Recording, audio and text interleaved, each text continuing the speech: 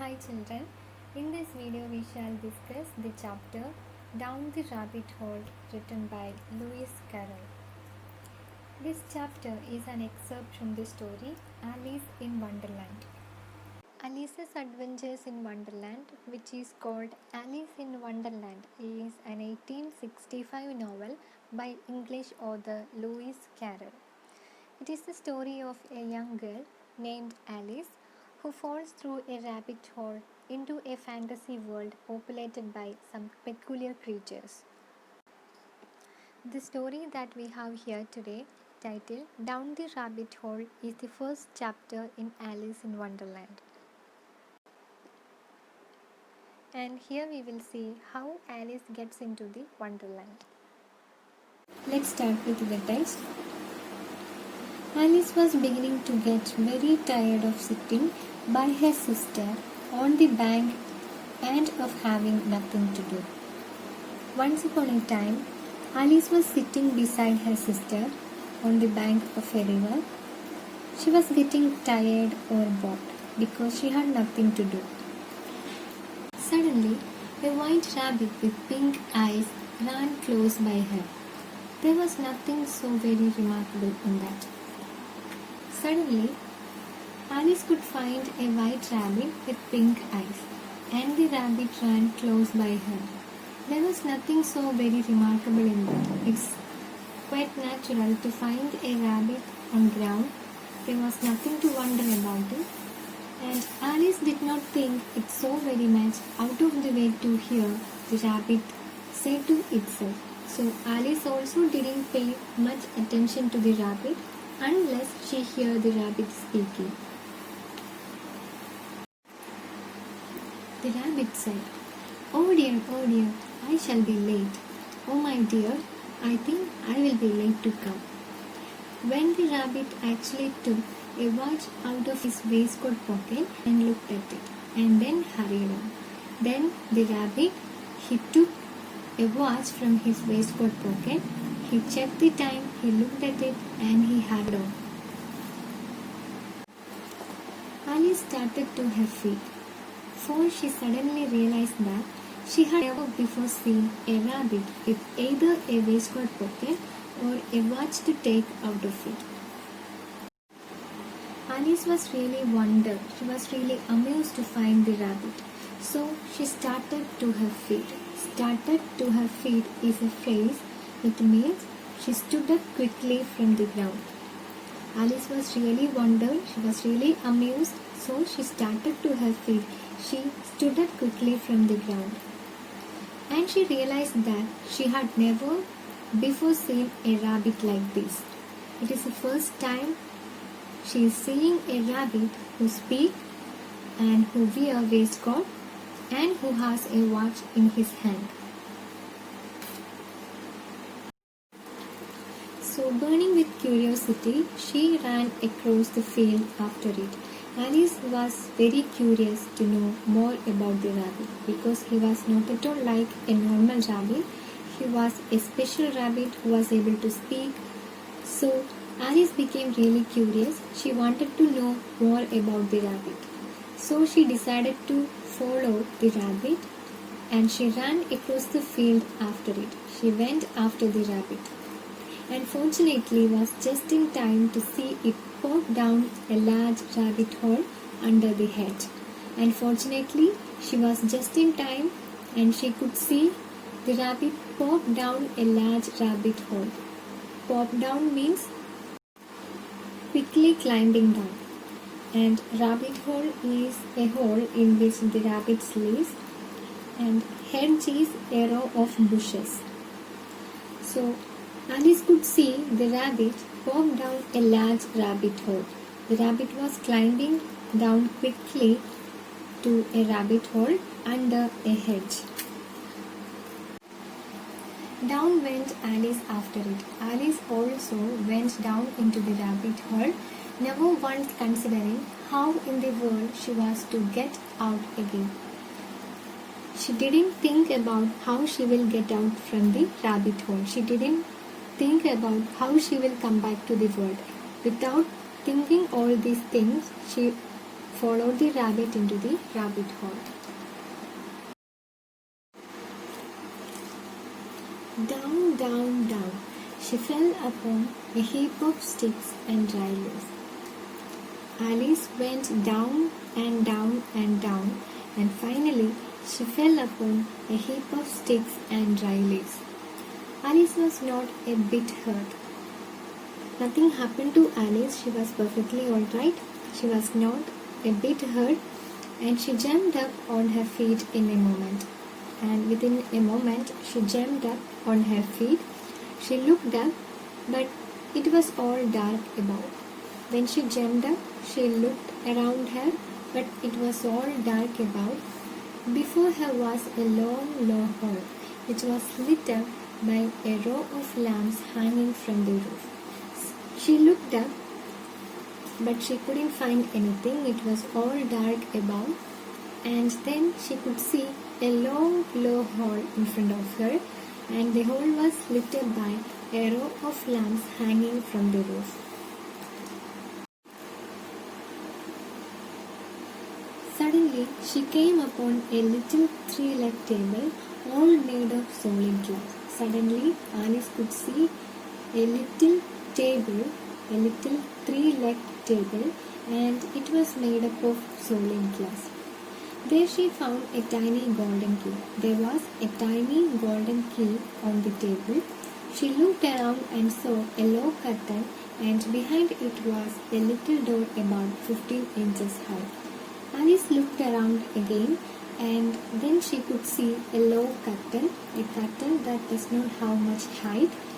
And behind the curtain she could find a little door, a small door about 15 inches high.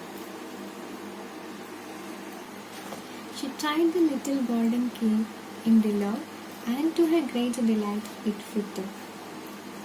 Alice tried to open the door with the golden key, and it made her happy. It made her delightful because the golden key perfectly fitted the door lock.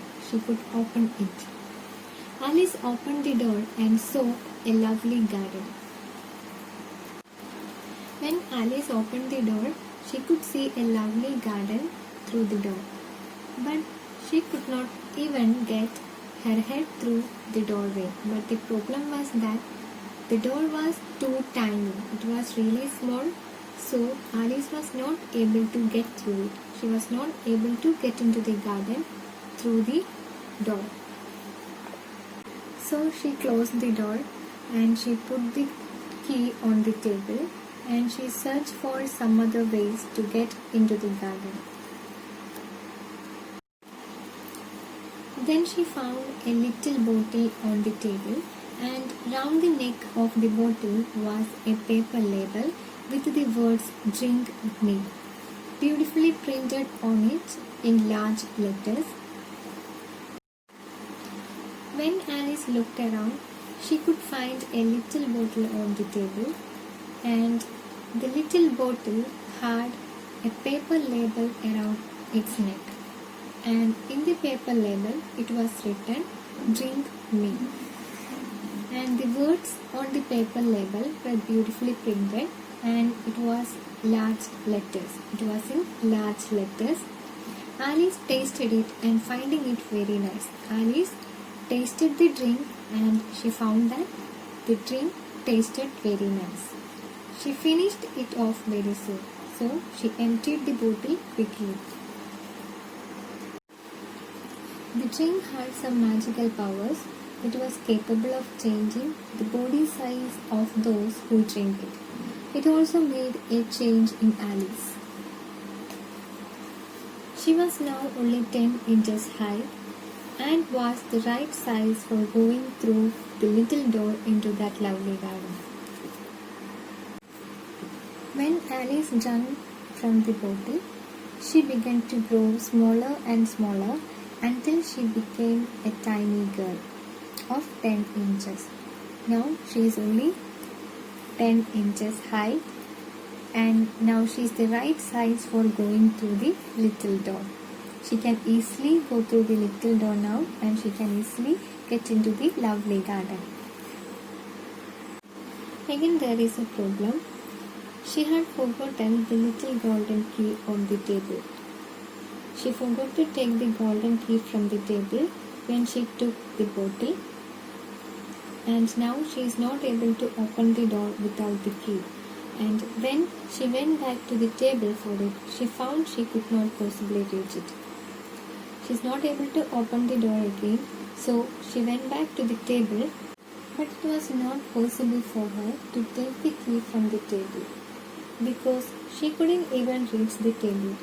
She is so tiny now, and the table is double of her size, and it is practically impossible for her to take the key from the table. She could see the key quite plainly through the glass, and she tried her best to climb up one of the legs of the table, but it was too slippery.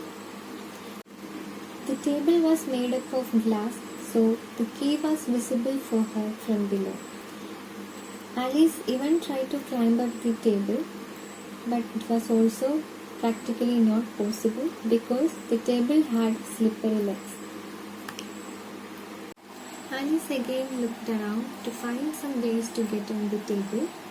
Soon, her eyes fell on a little glass box that was lying under the table. Then she could see a glass box. It was lying under the table.